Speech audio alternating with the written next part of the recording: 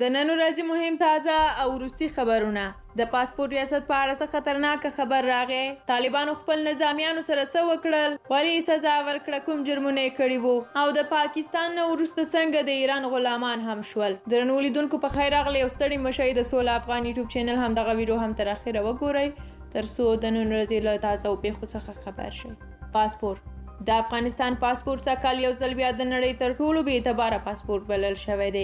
د هنلي پاسپورت انډیکس په نوم ټولنې چې په نړۍ کې د پاسپورتونو د اعتبار کچه معلوموي پرون پر خپله ویبپاڼه ولیکل چې د افغان پاسپورت لرونکي یوازې 26 هیوادونو ته سفر کولی شي. په افغانستان پسې د عراق، سوریې او پاکستان پاسپورتونه تر ټولو ډیر بې اعتباره پیژندل شوي دي. خو برعکس بیا د جاپان او سنګاپور پاسپورتونه د دې فهرست په سر کې راغلي دي چې خاوندان یې 192 هیوادونو ته بې له ویزې سفر کولی شي. او دوهم ځای د جرمني پاسپورت خپل کړی دی چې لرونکي د نړۍ 190 هیوادونو ته له ویزې پرته تللی شي.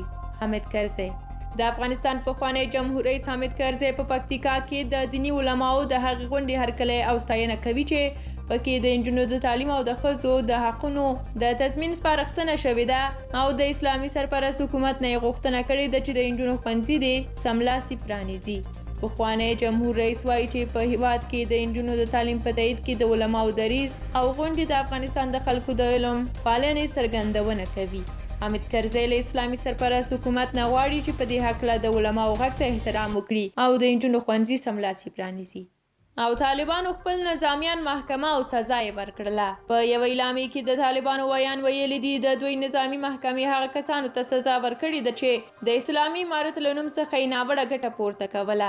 اسلامي امارت وایي چې دا کسان په اختطاف، غلا، قتل او نورو تورونو تورن وو او ځان یې د طالبانو غړي بلل. معلومات وایي چې دا کسان په حبس او نورو سزاګانو باندې رسیدلي دي. او په دې سره پای خبر هم دا چې د طالب ترګیري لاندې ایران وستایل شو. طالب پاکستان ته ژمن و خو نن مو ولیدل چې ایران یې هم د غلامۍ پړی غاړې ته ورچولې او هغوی چې څنګه یې زړه وي هغسې کولی شي. چیرې دي دا اماراتیان؟ دا خلک خو باید ونیول شي او بندیان شي که نه؟ په افغانستان کې د ایران دا جاسوسان که نن کوچني دي سبا غټیږي.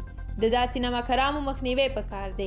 د ایران د سفارت پر دروازو یې سره ګلان هم وپاشل او د ایران په ملاتړ یې د ایران زنده‌باد نارې هم ووهلې. هغه ایران چې هیڅکله د افغانستان ښېرازۍ نه ده غوښتې، هغه ایران چې تر پرونه د طالب په خوله دښمن خو نن یې د ده په ورځ ظالم ایران ولمانځه. موږ دې ته حیران یو چې څه ووایو. آیا دا امکان لري چې د یو مظلوم په کور کې دی د هغه د سر دښمن ستاینه وشي او ولمانځل شي؟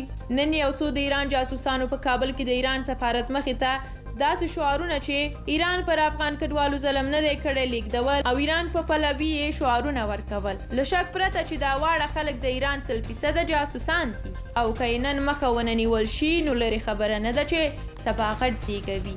عظیمي خو دې راوست او د ولس پارونې په تور دې زنداني کړ. خو پوښتنه دا ده چې دې جاسوسانو ته ولې ګوري؟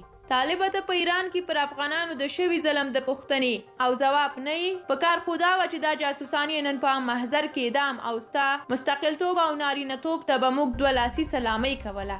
خو متاسفانه د افغانستان حکومتونه چې راغلي مستقل نه وو او نه به هم شي. ډیره مننه چې ویډیو مو تر اخره ولیدله. د لا ډیرو ویډیوګانو لپاره مو چینل در سره سبسکرایب کړئ. زموږ د نورو ویډیوګانو په تمه اوسئ. تر بیا او بلې ویډیو د خدای په امان.